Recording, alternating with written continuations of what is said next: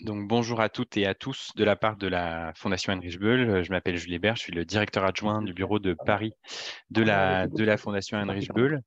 Euh, je suis ravi de vous accueillir ce matin avec Observer et je vais céder très vite la parole à Frédéric Tullier qui va modérer animer cette conférence de presse.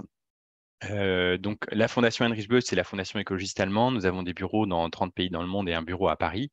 À Paris, nous travaillons sur quatre axes thématiques, la transition énergétique, la transformation sociale écologique, la démocratie en Europe et les politiques extérieures et de sécurité. Et donc, nous sommes partenaires de cette publication et avec Observer, nous avons décidé de travailler ensemble sur ce sujet de l'énergie, sur ce sujet de l'énergie citoyenne parce qu'il nous était cher et parce que, comme vous le comprendrez, il nous permet aussi de croiser deux de nos axes thématiques que sont la démocratie et la transition énergétique. Donc, pourquoi cette publication? D'abord parce que nous sommes convaincus que la transition énergétique doit être inscrite dans un processus démocratique qui passe notamment par l'appropriation citoyenne des projets et par une décentralisation énergétique. Nous savons aussi que l'énergie citoyenne et cette publication qui va vous être présentée et le montre contribue à l'acceptabilité des projets et donc surtout à leur appropriation par les citoyens et par les territoires qui deviennent véritablement des acteurs de cette transition énergétique. Deuxièmement, dans un contexte évidemment particulier qui est à la fois un contexte de crise climatique mais aussi de crise géopolitique majeure avec l'invasion de l'Ukraine par la Russie, sortir de la dépendance aux énergies fossiles est à la fois une nécessité et une urgence. Et donc, cela exige la mobilisation de l'ensemble de la société. Nous sommes aussi convaincus que l'énergie citoyenne a un rôle à jouer dans cette mobilisation. Enfin, parce que les énergies citoyennes ne sont pas une lubie, qu'elles ne sont pas une utopie, mais qu'elles sont un mouvement concret, ancré dans les territoires, qui génère de la valeur ajoutée locale, qui génère des emplois non délocalisables et qui mobilise des millions de citoyens à travers l'Europe. Et en tant que fondation allemande, je ne peux pas m'empêcher de dire que c'est aussi un des piliers de la transition énergétique allemande et du consensus qui a régné et qui règne dans la société allemande autour des énergies renouvelables avec encore plus de 40% des capacités installées actuellement d'énergie renouvelable qui sont entre les mains des citoyens. Voilà, mais je ne veux pas prendre plus de temps parce que l'essentiel, c'est que vous puissiez découvrir cette publication et puis aussi, évidemment, en découvrir les acteurs à la fois en la personne de Frédéric et Hugo que je voudrais remercier pour Observer et puis aussi ceux qui ont contribué Alexis Montagutel, Marion Richard, Eugénie Bardin pour Leclerc, Enercop et Énergie Partagée et qui auront la parole après dans le débat. Voilà, Frédéric, je vous laisse la parole.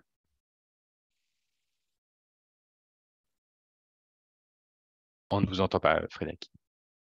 Du coup du micro. Bonjour à tous, pardon. Merci Jules pour cette introduction. Effectivement, je vais présenter ce matin cette publication, donc qui est le numéro 2 d'une collection réalisée par Observer qui s'appelle Observer Perspective et qui est donc dédiée au projet citoyen, à l'énergie citoyenne. Alors, simplement en préambule, très rapidement, dans le slide suivant, je vais rappeler un peu l'activité d'Observer au cas où certains ne nous connaîtraient pas. Donc, Observer est une association de promotion des énergies renouvelables et nous avons essentiellement deux activités. Une activité études économiques avec des travaux qui sont faits en partenariat avec l'ADEME ou la Commission européenne. Et donc, nous réalisons l'état des énergies renouvelables en Europe ou des baromètres, comme notamment le baromètre des énergies renouvelables électriques en France. Et pratiquement toutes nos études sont toujours en libre téléchargement, le but étant de donner un maximum d'informations sur la dynamique des énergies renouvelables au plus grand public. Et puis, l'autre pan d'activité, c'est l'édition. Donc, nous sommes éditeurs de presse avec notamment les trois magazines, le journal de l'éolien, le journal des énergies renouvelables et le journal du photovoltaïque. Les clés de la transition énergétique qui sont également qui sont gratuites, elles, au contraire des magazines hein, qui sont payants. Les clés de la transition énergétique, donc territoire, monde rural, entreprise, et nous sommes également éditeurs d'ouvrages. Donc maintenant, je vais rentrer un peu plus dans le détail de cette publication, donc avec le slide suivant. Et simplement, en préambule, une petite information. Donc, si vous avez des questions, ce que je propose, c'est s'il y a des questions de compréhension, eh bien, vous pouvez les poser tout de suite au fil de la présentation.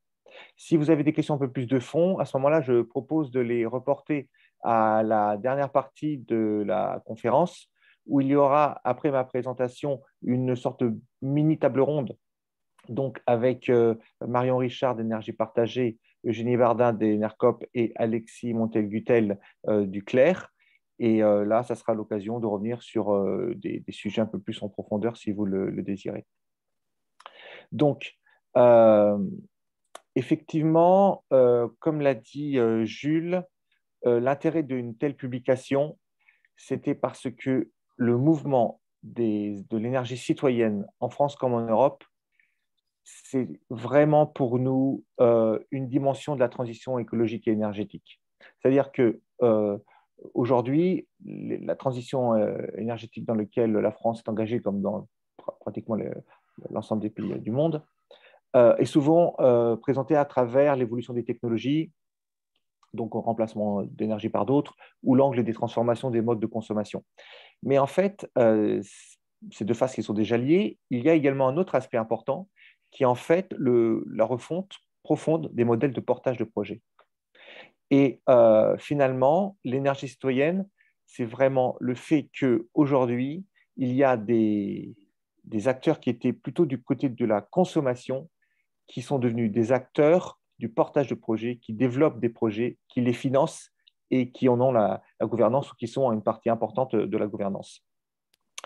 Donc, autour du mouvement de l'énergie participative, disons, il y a une profusion de termes. C'est d'ailleurs une des choses qui nous a marqué au début quand on a commencé ce travail.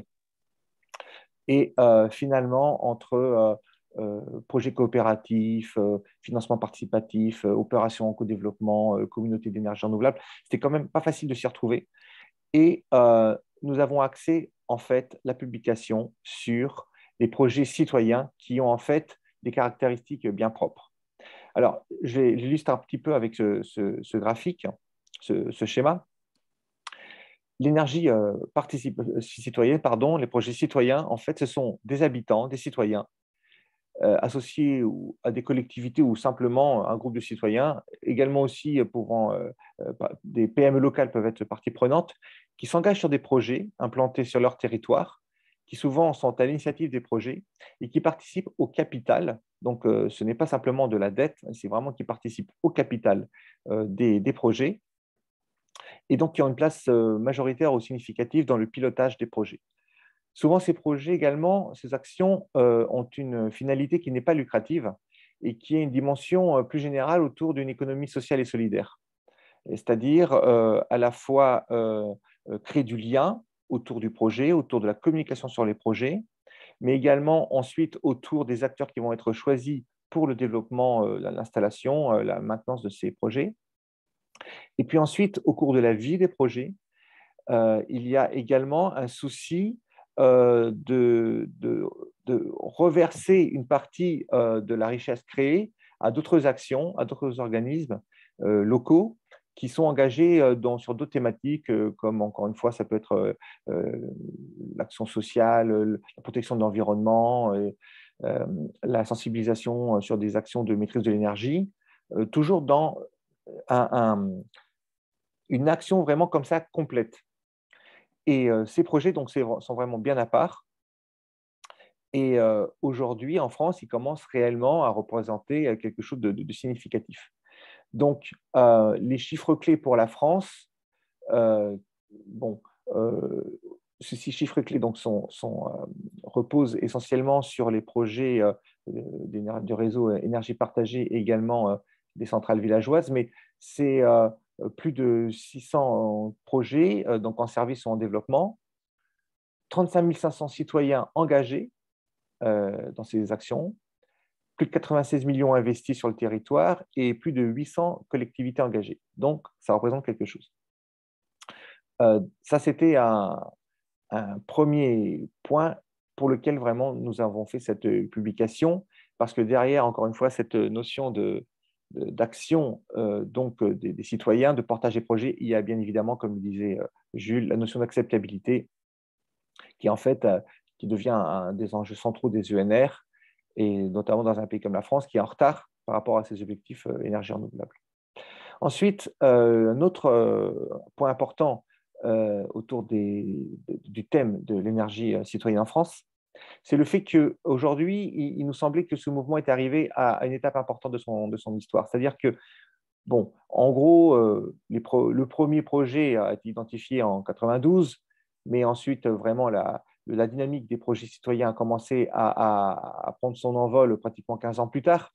Mais au bout de 30 ans, on fait le constat qu'il y a eu des projets développés en France qui, au début, se sont faits hors de tout cadre légal. C'est-à-dire que c'était fait sur l'énergie des collectivités, des citoyens qui voulaient développer ces projets, qui parfois allaient s'inspirer d'idées qui se faisaient à l'étranger, aux Pays-Bas, en Allemagne notamment. Mais peu à peu, ce sont devenus des modèles qui commençaient à faire référence et qui ont eu une reconnaissance, premièrement au niveau des aides qu'elles ont pu recevoir des régions, et petit à petit une aide politique, avec notamment une directive européenne en 2018 qui, pour la première fois, a intégré donc l'intérêt des projets participatifs et des communautés d'énergie renouvelable.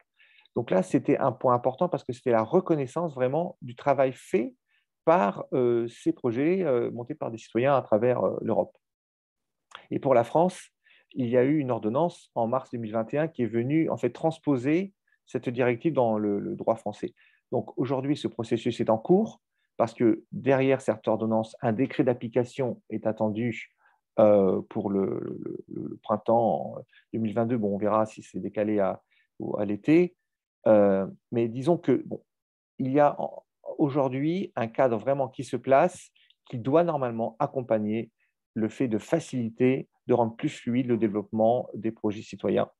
Et un des points également, un des volets de cette publication, c'était justement de revenir un petit peu sur ce cadre qui se mettait en place, sur les attentes qui sont autour de ce futur cadre, les, les failles identifiées et les actions attendues également pour venir encore renforcer la dynamique. Mais là-dessus, je laisserai donc les participants à la mini-table ronde revenir un peu plus en détail sur ces actions.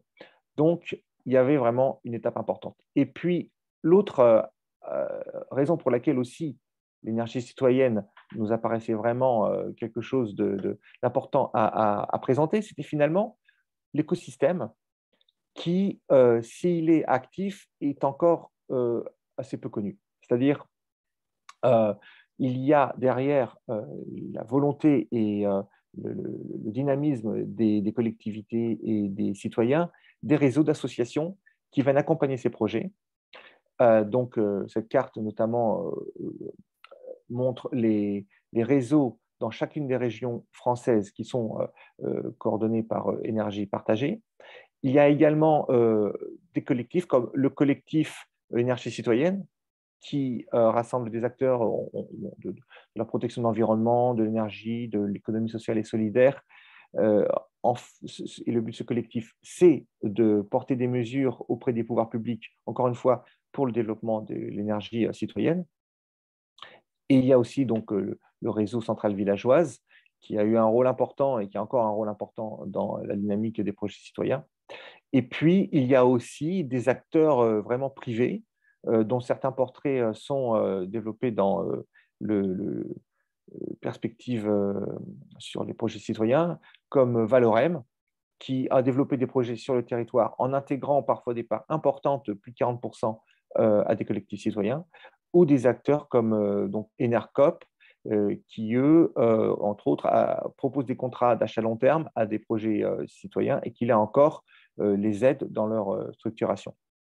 Et puis, un dernier point, c'est le fait que dans la publication, nous avons fait un parallèle avec la situation allemande qui souvent est un peu présentée en parangon, enfin en modèle au niveau des projets citoyens, mais qui finalement, sous des formes un peu différentes, finalement, on s'aperçoit que le questionnement de l'énergie citoyenne en Allemagne est très proche de celui de la France. C'est-à-dire que en Allemagne, pardon, il y a eu ces chiffres qui étaient assez impressionnants, qui indiquaient que, en gros, entre 2000 et 2016, les opérations relevant de l'énergie citoyenne en Allemagne avaient compté pour 42% des capacités renouvelables électriques raccordées dans le pays. 42%. C'est impressionnant, alors qu'en France, aujourd'hui, le stock, donc le parc total, représente moins de 1%. Mais finalement, on s'aperçoit que d'une part, la définition des projets citoyens en France et en Allemagne, est fondamentalement différente finalement de ceux de la France, parce qu'en Allemagne, toutes les installations détenues par des particuliers, par exemple un toit solaire photovoltaïque, est considéré comme un projet citoyen, et que par ailleurs, les projets détenus par les collectivités seules, en Allemagne, ne sont pas considérés comme des projets citoyens. Bon. Mais au-delà simplement de cette différence de définition, le vrai enjeu en Allemagne comme en France, c'est encore aujourd'hui de construire un cadre légal, de mettre en place des actions pour davantage porter l'énergie, les projets citoyens, davantage de prendre en considération leurs spécificités et de faire en sorte qu'ils soient plus facilement réalisables parce que derrière, il y a des enjeux qui sont énergétiques, sociaux, économiques. Voilà. Donc, sur le dernier slide, rapidement, je présente la publication. Donc, publication de 52 pages, avec donc des portraits de projets, des interviews d'acteurs, une partie donc sur l'Allemagne. Et cette publication va être mise en ligne donc sur les sites des 3 magazines que nous éditons, donc le journal de l'éolien, le journal du photovoltaïque et le journal des énergies renouvelables, également sur le site de la Fondation. Mais bon, il est destiné à être le plus largement diffusé, encore une fois, pour porter notre pierre à l'édifice de la promotion et de l'information sur les projets citoyens. Voilà, j'en ai terminé.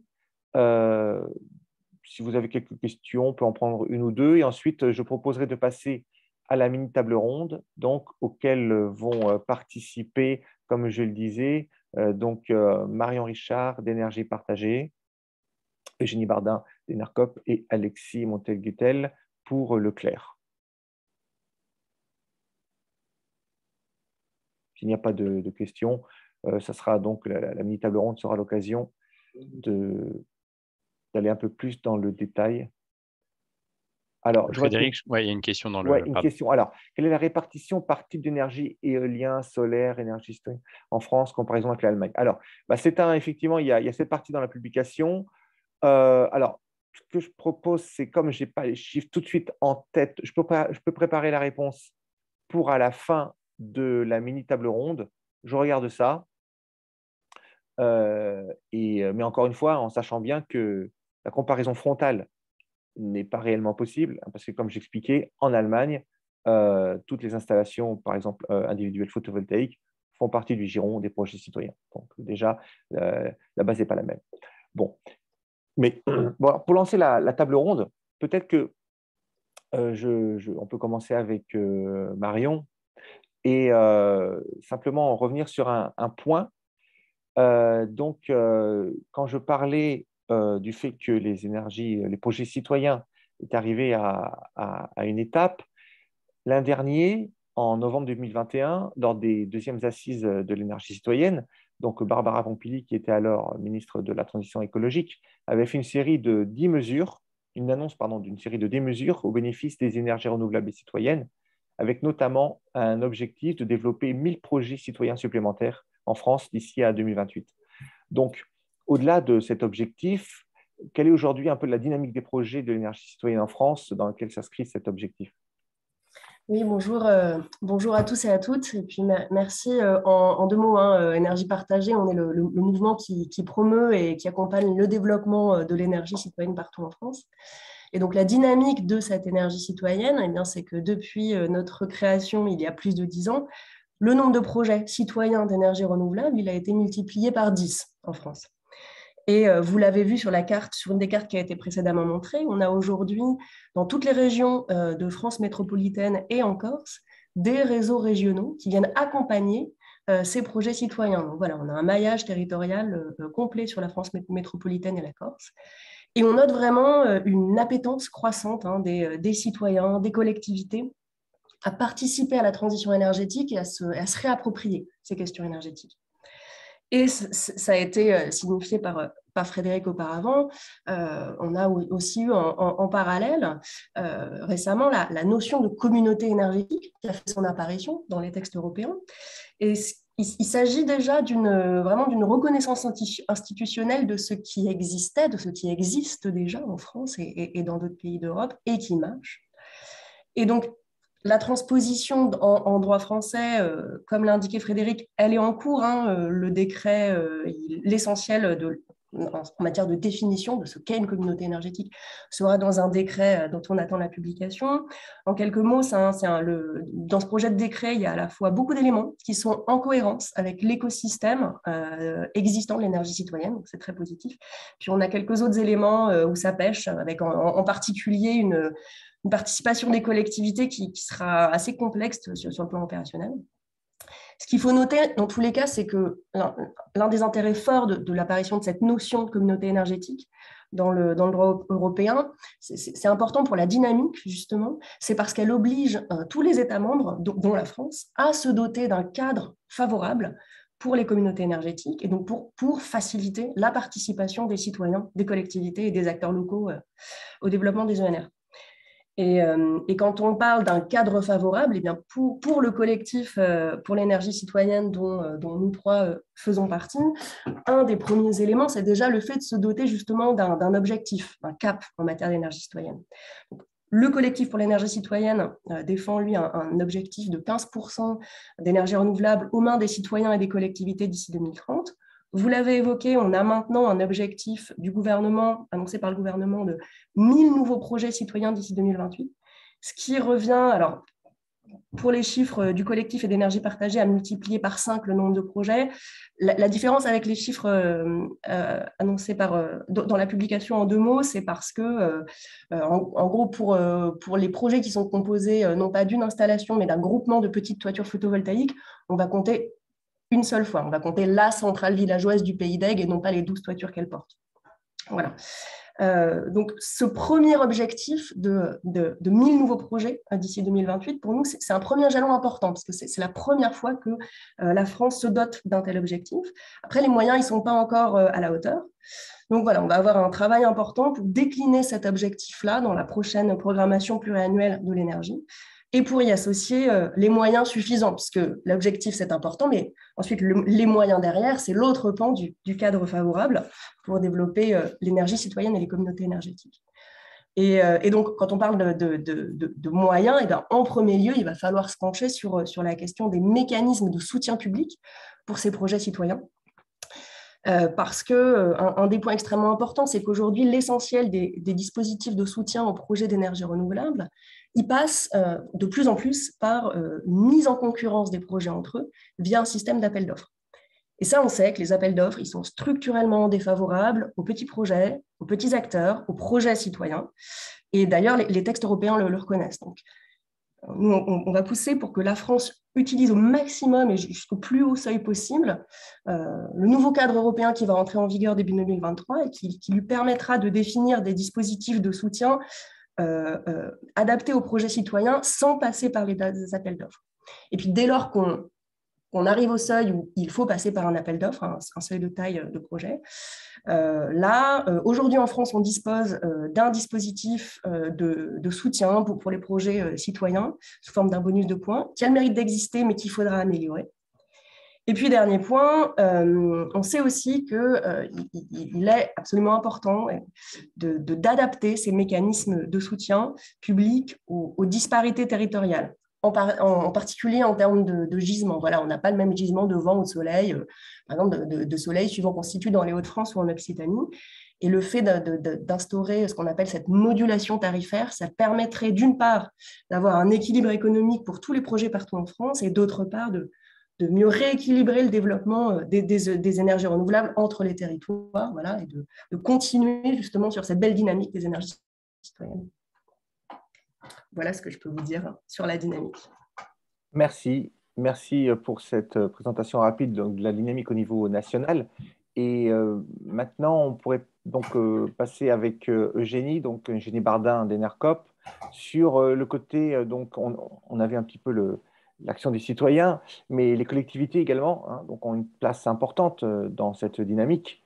Et là également, leur action n'est pas toujours bien perçue, bien connue. Alors, donc, Eugénie, pouvez-vous nous présenter, pardon, plus en détail leur rôle?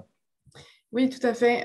Merci Frédéric. Peut-être avant de commencer sur ce point, sur les collectivités, en deux mots, du coup, Enercop donc est à la fois un fournisseur d'électricité verte, proposant donc des offres vertes assez un peu plus de 100 000 clients aujourd'hui. Et donc, on contractualise en contrat direct donc avec 400 producteurs, un peu plus, dont la moitié de ces producteurs sont des projets citoyens, justement. Et Enercop est aussi impliqué dans des projets de production, et notamment en PPA. J'y reviendrai juste après sur ce que c'est des projets en PPA. Et donc, voilà, Enercop a un réseau de 11 coopératives créées en 2005 et a créé donc, en 2010 notamment donc énergie partagée. Pour replacer très rapidement le contexte de la création d'Enercop. Et donc, effectivement, aujourd'hui, en fait, dans l'écosystème, quand on parle d'énergie citoyenne, c'est vrai que souvent on pense d'abord à l'implication des citoyens dans les projets locaux, mais il ne faut pas oublier que ces projets-là incluent très souvent également des collectivités. Et elles ont vraiment un rôle central dans l'émergence de ces projets, de ce type de projet-là. Elles peuvent vraiment jouer, faire effet levier pour sortir la dynamique de l'énergie citoyenne de ce qu'on peut appeler encore peut-être une niche. En tout cas, il y a vraiment un gisement très important de développement de l'énergie citoyenne qui pourrait être activé par un rôle plus important des collectivités. Et pourquoi, en fait, ce levier n'est pas assez activé aujourd'hui? C'est parce que le rôle des collectivités, justement, n'est pas assez reconnu au niveau national, notamment par l'ensemble des ministères. Et rappelons également que dans le collectif Énergie citoyenne, dont vous parliez tout à l'heure, Frédéric, il y a également donc Amorce et la FNCCR, qui sont des réseaux de collectivités. Donc voilà, pour rappeler vraiment leur rôle central. Et donc pour revenir sur justement les freins qui existent aujourd'hui à l'implication des collectivités, ces freins sont surtout d'ordre réglementaire. Il y a un frein à la fois au niveau de la définition de la proximité, qui est central parce qu'il va définir le territoire sur lequel les collectivités vont pouvoir investir. Et le deuxième frein, et donc aujourd'hui, voilà, il y a une notion un peu trop limitative de cette notion-là. Et ensuite, le deuxième frein va être situé au niveau des investissements. En fait, sans rentrer dans le détail technique, mais aujourd'hui, les collectivités peuvent investir dans des projets de production d'énergie renouvelable en utilisant un outil qui s'appelle le compte courant d'associés. Et donc aujourd'hui, les collectivités peuvent utiliser cet outil, mais il y a différentes limites, notamment en termes de montants qu'elles peuvent investir.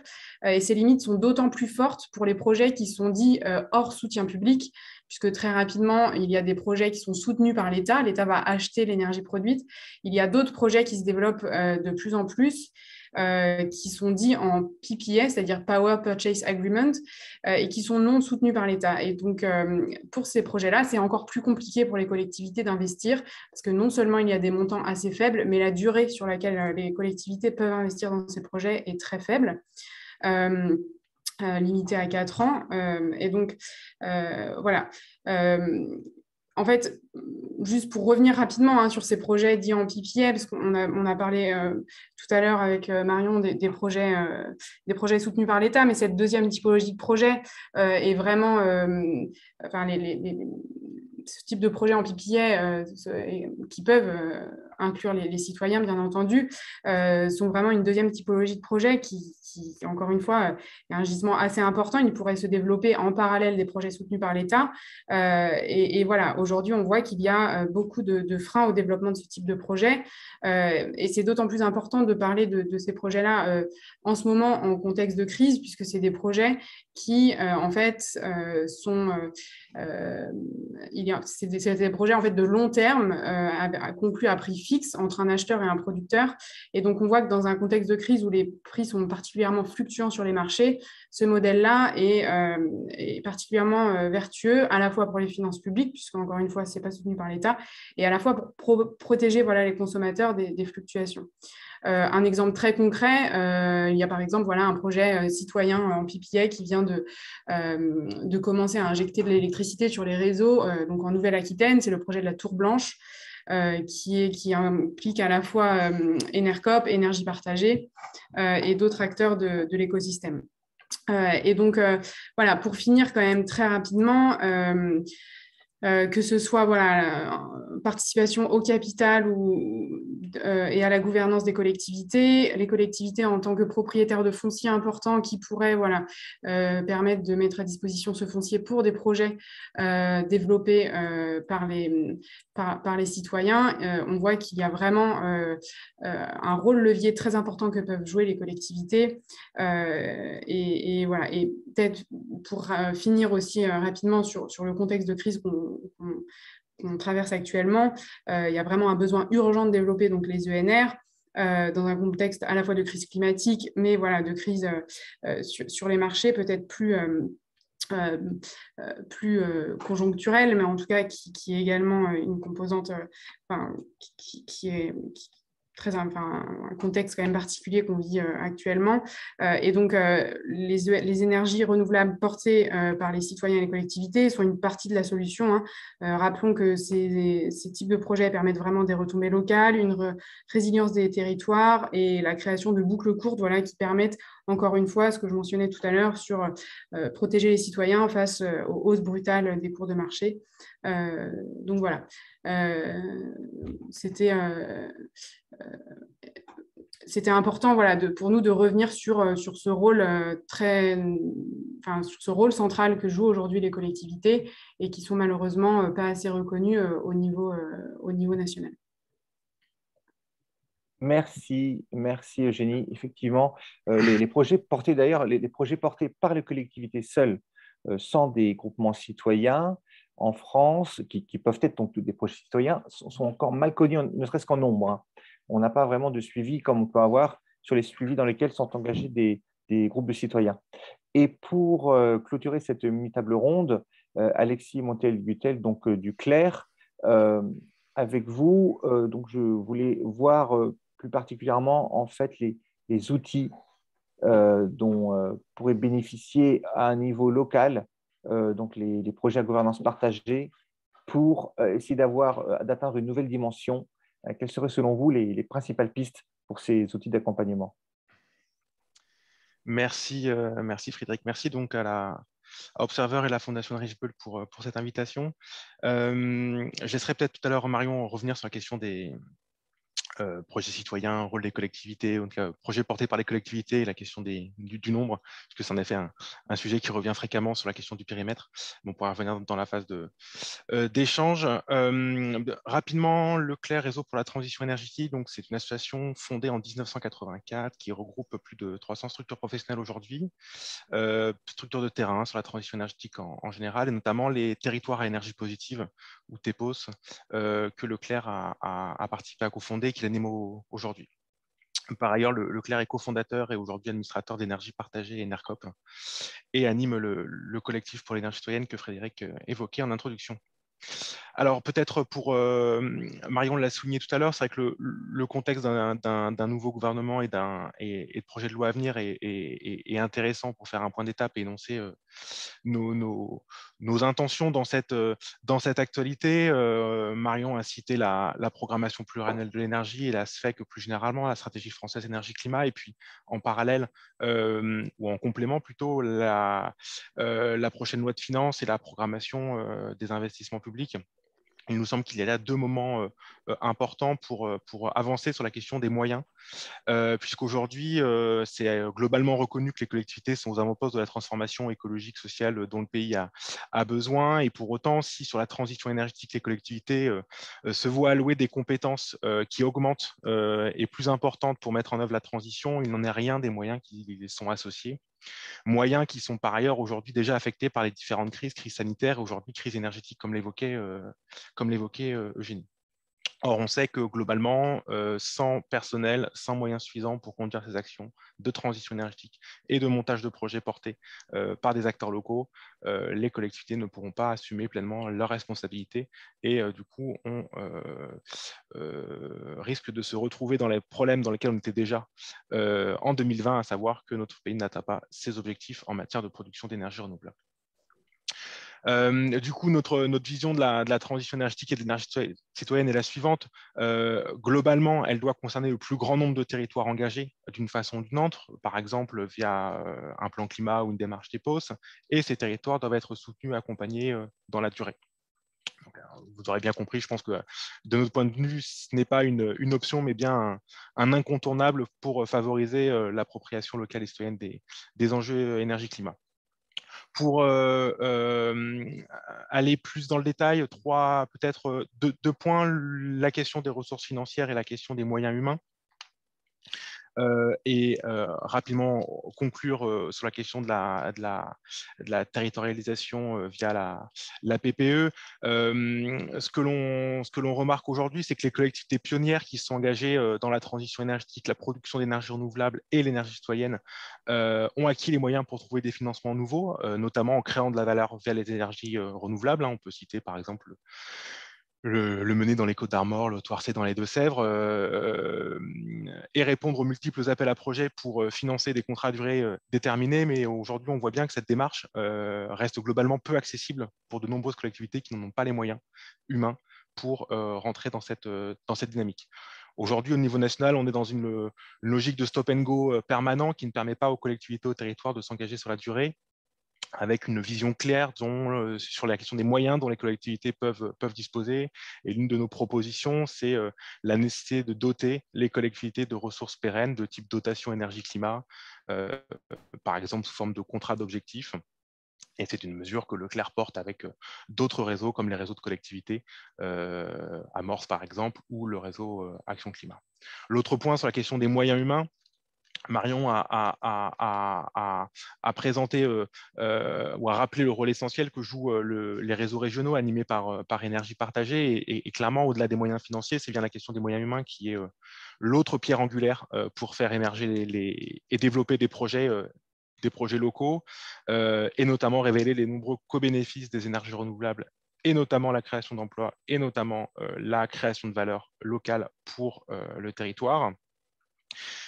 Et si on prend un exemple comme un territoire pionnier comme le parc des Grands Causses, qui dispose d'une stratégie énergie-climat très ambitieuse, qui développe des projets citoyens également, aujourd'hui, l'équipe énergie, c'est 10 personnes, ce qui est très important pour un territoire à dominante rurale et ce qui est une situation assez peu représentative de la réalité de terrain. Comme je disais tout à l'heure, la publication d'Observer met l'accent sur les réseaux d'animation, donc comme les réseaux régionaux animés par Énergie Partagée, ou le nouveau réseau d'accompagnement des collectivités, les générateurs, pour accompagner les collectivités sur les projets solaires et éoliens. Ces réseaux ont un rôle extrêmement précieux. Il faut les conforter, mais au global, on parle d'environ 50 équivalents temps plein sur la France métropolitaine. Il en existe d'autres sur d'autres filières, mais mon point est le suivant. Au-delà des moyens humains dans les collectivités, c'est bien l'ensemble de l'ingénierie territoriale qu'il faut conforter, qu'il faut renforcer et améliorer la coordination entre ces acteurs de manière à pouvoir mieux faire le lien entre l'accompagnement de projets et l'appui sur les questions de planification. Pour terminer,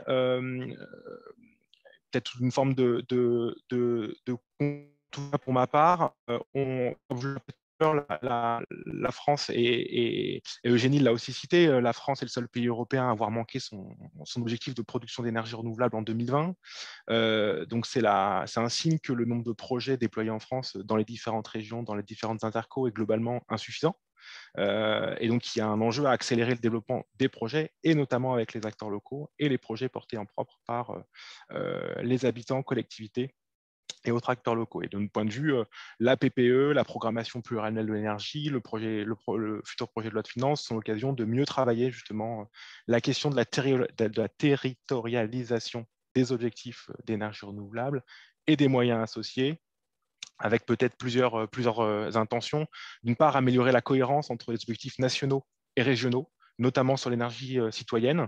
Dans la publication, il me semble qu'on cite l'exemple de la région Occitanie qui s'est dotée d'un objectif plutôt ambitieux en matière d'énergie citoyenne. Et le second point, c'est la question de l'équité territoriale.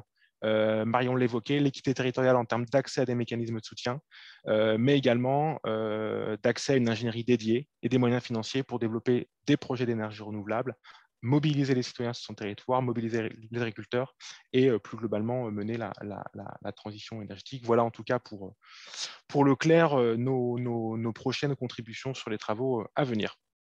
Voilà, j'en ai terminé. Merci pour votre attention. Merci à vous trois pour votre participation. Alors, donc, maintenant, si vous avez des questions, n'hésitez pas. Donc, je peux revenir sur la première question qui avait été posée. Donc, c'était en fait la répartition en France des projets d'énergie citoyens. Donc, dans la publication, il y a une répartition par technologie des projets citoyens en France qui était donc surtout marquée par une prédominance des projets photovoltaïques, donc avec 483 projets photovoltaïques, simplement 15 en éolien, 5 en hydroélectricité, 10 en bois énergie et 2 en méthanisation. Parce qu'il y a un point important aussi, les projets citoyens, bien sûr, ce n'est pas que des projets de production d'électricité, même si ce sont de loin les plus nombreux, il y a aussi des projets de méthanisation ou de chaleur renouvelable. Et par contre, la répartition au niveau de la production d'électricité dans les projets citoyens, là, c'est l'éolien qui est la première filière avec 121 MW devant le photovoltaïque 118, l'hydroélectricité 1,5. Voilà, et donc ça, c'est à la page numéro 11 de la publication. Par contre, pour l'Allemagne, comme je le disais, ce n'est pas directement comparable et je n'ai pas les chiffres pour l'Allemagne sur ce plan-là. D'ailleurs, une des choses intéressantes, c'était que lorsqu'on a discuté sur le cas allemand avec plusieurs acteurs allemands, c'était que finalement, chez eux, cette notion de projet citoyen, finalement, ces dernières années, avait été un petit peu mise de côté. Ils avaient presque perdu le décompte de ces projets. Il y avait eu des études qui avaient été faites il y a 4-5 ans qui avaient vraiment mis en exergue cette montée des projets, surtout au niveau au tournant des années 2010. Et ensuite, la dynamique s'était un peu essoufflée, mais je vous renvoie à l'article dans la publication. Sinon, il y avait une autre question. Une question intéressante, mais à laquelle justement je n'avais pas d'informations, alors peut-être que d'autres ont une réponse. Donc c'était la place et le rôle des acteurs des énergies citoyennes dans le Repower EU, donc le plan de développement sur le photovoltaïque qui a été publié par la Commission européenne la semaine dernière, je crois. Alors, je ne sais pas si en fait il est fait mention en fait des projets citoyens dans ce programme, dans ce plan. Tu commences, Eugénie? Non, vas-y, je te laisse commencer. Et je peux continuer après si tu veux. Oui, il y a effectivement Repower EU qui est vraiment un ensemble de 10 textes. Alors, il y a vraiment des propositions d'ordre différents, parfois des propositions réglementaires, parfois d'ordre juste recommandations aux États membres. Et il est fait effectivement mention des communautés énergétiques. Par exemple, dans une recommandation sur les... ils appellent ça permitting, donc c'est sur les procédures administratives des projets ENR en général et PPA en particulier. Il est fait mention, par exemple, de la nécessité pour les États membres, mais toujours voilà, c'est des recommandations, de mettre en place des mesures facilitatrices pour permettre aux communautés énergétiques d'accéder à des projets type PPA. Donc voilà. Donc ça, c'est un peu un zoom sur communauté énergétique et PPA, mais d'ordre plus général, il me semble qu'il y a d'autres dispositions, peut-être plus macro sur la question, Alexis. Bah, oui, en effet, il y a une intention générale. Après, c'est vrai que sur le sujet de l'énergie citoyenne, il y a déjà il existe déjà des choses en fait dans la directive ENR existante, la directive énergie renouvelable, qui aujourd'hui n'ont pas été transposées dans la plupart des pays. Marion l'évoquait tout à l'heure, la question de la mise en place d'un cadre facilitateur et la levée des obstacles, et un point qui est rappelé par la Commission européenne dans le cadre du plan REPowerEU, et sont parmi les mesures qui aujourd'hui n'ont déjà pas été mises en œuvre. Il y en a un autre qui concerne la question de en effet, donc la levée des freins spécifiques pour les projets citoyens sur les problématiques de raccordement au réseau pour les filières électriques. Et puis enfin, on peut citer également un autre exemple dans lequel l'énergie citoyenne intervient, c'est la question de la stratégie solaire. La Commission européenne souhaite se doter d'une stratégie solaire ambitieuse, notamment sur la solarisation des toitures, des bâtiments neufs, mais également des bâtiments existants et en ombrière de parking. Et dans ce cadre-là, l'énergie citoyenne est également mise en avant. Mais pour autant, là-dessus, Marion évoquait tout à l'heure très clairement la difficulté que peuvent rencontrer les projets citoyens dans l'accès malgré tout à ces projets, notamment la question des mécanismes de soutien. Donc oui, globalement, il y a une intention renouvelée de la Commission européenne de s'appuyer sur les acteurs locaux, citoyens et collectivités pour accélérer le développement des énergies renouvelables, et notamment parce que dans plusieurs pays aussi, l'opposition anti-éolienne existe, pas qu'en France, mais que pour autant, la question et le nerf de la guerre reste bien de notre point de vue, en tout cas au niveau français, la question des mécanismes de soutien. Merci pour ces réponses. Il y avait une autre question, peut-être un peu plus pour Énergie Partagée. Donc, une question de Aude Richard. Bonjour, un grand merci pour le soutien d'Énergie Partagée pour l'accompagnement des citoyens. Est-ce que les 10 mesures annoncées par Barbara Pompili sont applicables? Exemple, les 60% de réfaction, ou bien faut-il attendre le décret? Alors, en fait, dans les 10 mesures annoncées par Barbara Pompili le 8 novembre dernier, il y avait, on va dire, un panachage. Il y avait à la fois des choses nouvelles, donc typiquement ce premier objectif politique. Bon, là, il va falloir lui donner corps plutôt, y compris dans le cadre de la deuxième mesure qui est celle de décliner une feuille de route annexée à la PPE. Il y avait des nouveautés, donc là c'était plutôt de l'ordre de nouveautés de type objectif programme, il y avait des nouveautés de type opérationnel, donc campagne de communication, il y a une campagne de communication du ministère de la Transition écologique qui est peut-être passée un peu inaperçue, mais une belle campagne en février. Il y a d'autres choses qui sont lancées, le fait d'augmenter de 50% les effectifs des réseaux régionaux de l'énergie citoyenne. Et puis, il y a des choses qui, on va dire, étaient de toute manière déjà prévues. Et donc, par exemple, la réduction des coûts de raccordement par l'augmentation le passage à 60% de la réfaction, ça, c'était quelque chose qui était déjà prévu, qui n'était pas nouveau. Pour répondre spécifiquement à votre question là-dessus, l'arrêté a été publié, donc ça, c'est passé. Et voilà. Il y avait d'autres mesures de type le décret sur les communautés énergétiques ou bien des dispositifs de soutien favorables. En fait, c'était des choses qui étaient déjà prévues.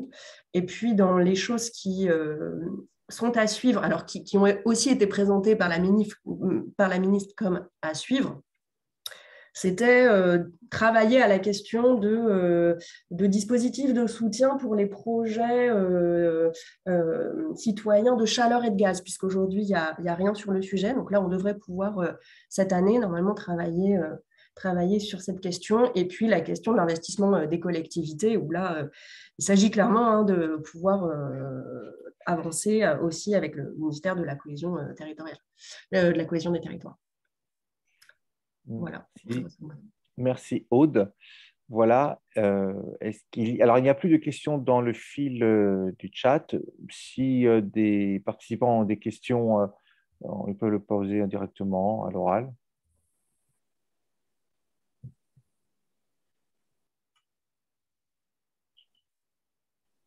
S'il n'y a pas d'autres questions, À ce moment-là, on se dirige vers la fin de la conférence de presse. Peut-être que je voulais ajouter un dernier mot qui était issu en fait des échanges qu'on a eus avec les contacts allemands, qui en fait ont été faits fin mars, début avril, donc c'est assez récent, notamment avec Andreas Rödinger, qui connaît bien le cas français et le cas allemand, et qui avait un petit peu clôturé ses observations par l'idée suivante, c'était que finalement, lui, il voyait deux approches au niveau des projets citoyens en règle générale. C'était une approche utilitariste et une approche un peu normative. C'est-à-dire que l'approche utilitariste, c'est le fait qu'on pouvait voir les projets citoyens simplement comme un outil pour aider au développement des ENR. Et que finalement, il fallait aider ces projets, enfin, aider l'approche énergie citoyenne, bon, parce que ça allait améliorer l'acceptabilité des projets, mais que finalement, il n'y avait pas d'autre finalité que ça. Simplement, c'est un moyen, point. Et il pouvait y avoir une autre approche qui, sans doute, était celle que commençaient à avoir notamment les Allemands, avec plus particulièrement le coup d'accélérateur qui avait été donné tout récemment là, par le nouveau chancelier allemand, qui était une approche plus normative qui disait finalement que les projets citoyens constituaient une finalité en propre. C'est-à-dire que c'était devenu, au-delà simplement d'un outil, c'était devenu vraiment une façon de voir le développement des énergies renouvelables, que c'était une évolution logique et naturelle de nos sociétés, de notre relation vis-à-vis de l'énergie, à l'écologie, et que finalement, au-delà simplement d'aider les énergies renouvelables, c'était devenu une partie constitutive finalement de notre société et de nos relations à l'énergie. Et que c'était sans doute ce vers quoi il fallait aller. Il avait le sentiment que l'Allemagne prenait ce virage, même s'il faut rester prudent, parce que bon, il y a eu pas mal d'annonces qui avaient été faites dernièrement, mais bon, ensuite il faut voir la réalité sur le terrain. Et je pense que c'était finalement, ça résumait bien les choses. Voilà. Encore une fois, merci à tous.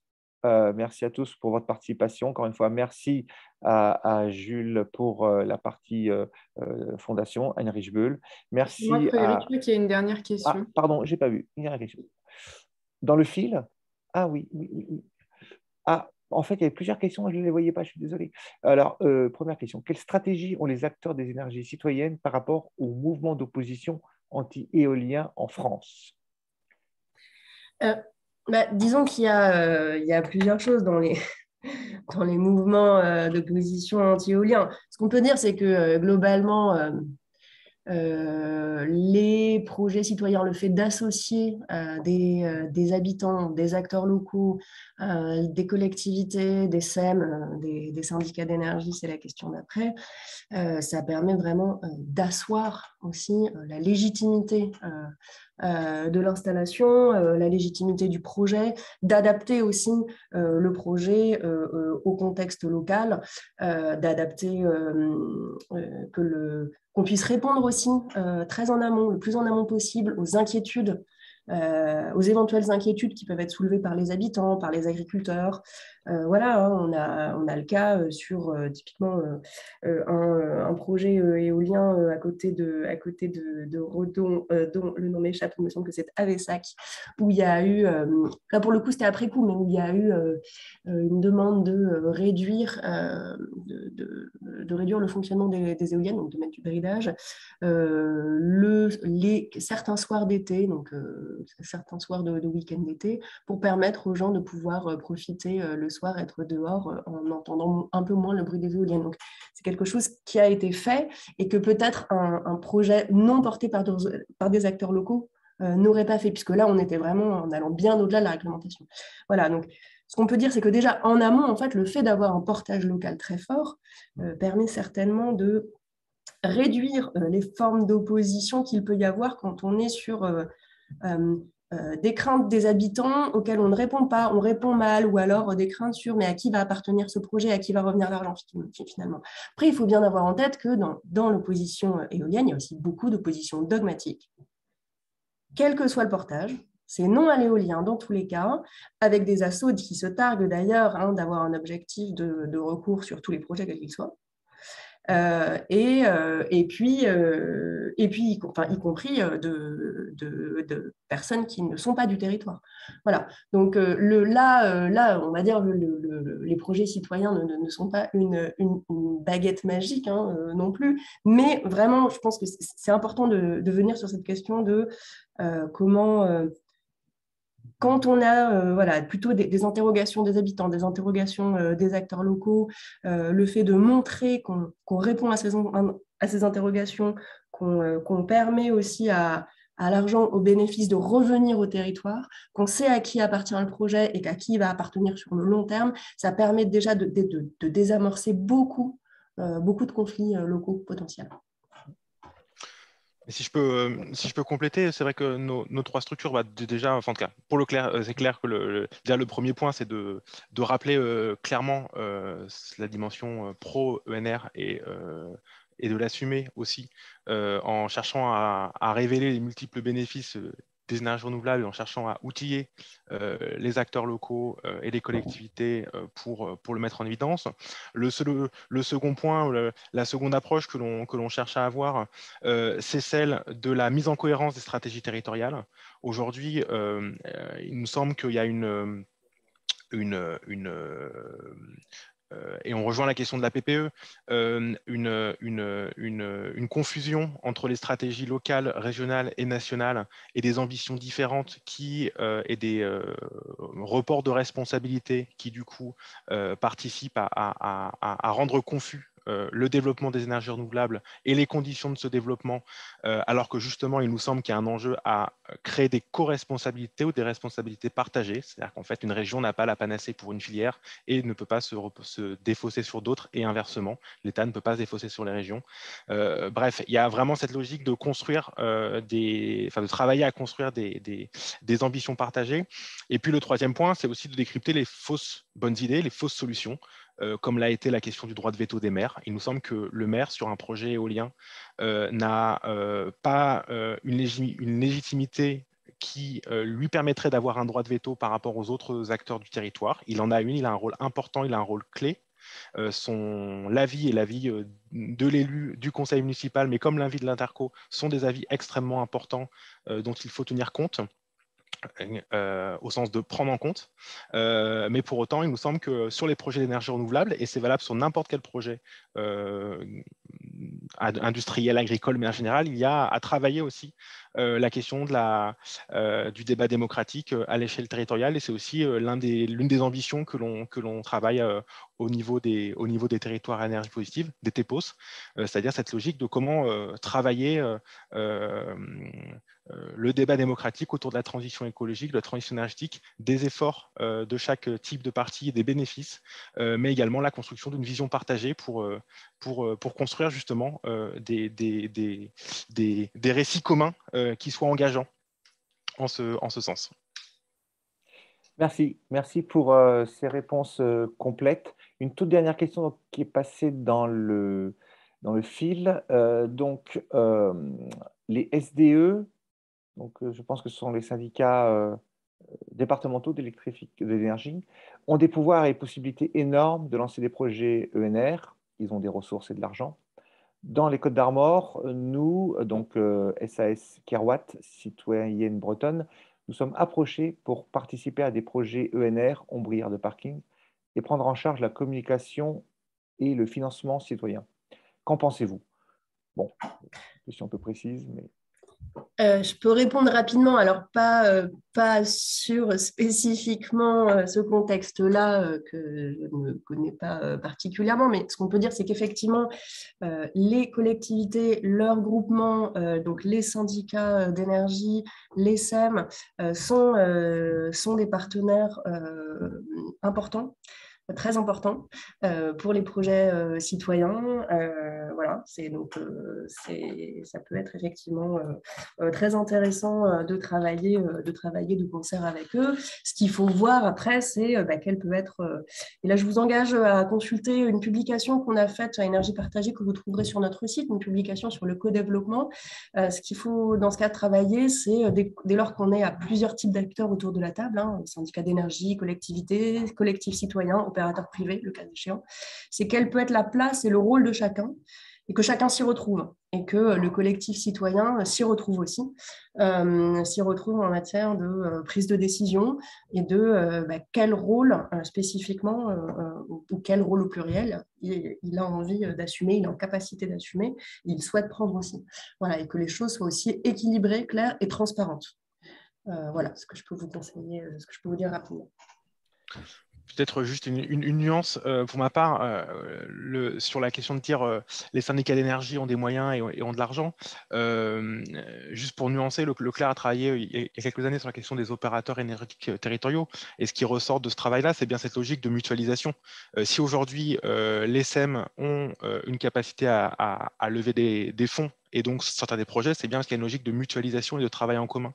Et cette logique de la coopération territoriale, elle est au cœur du sujet.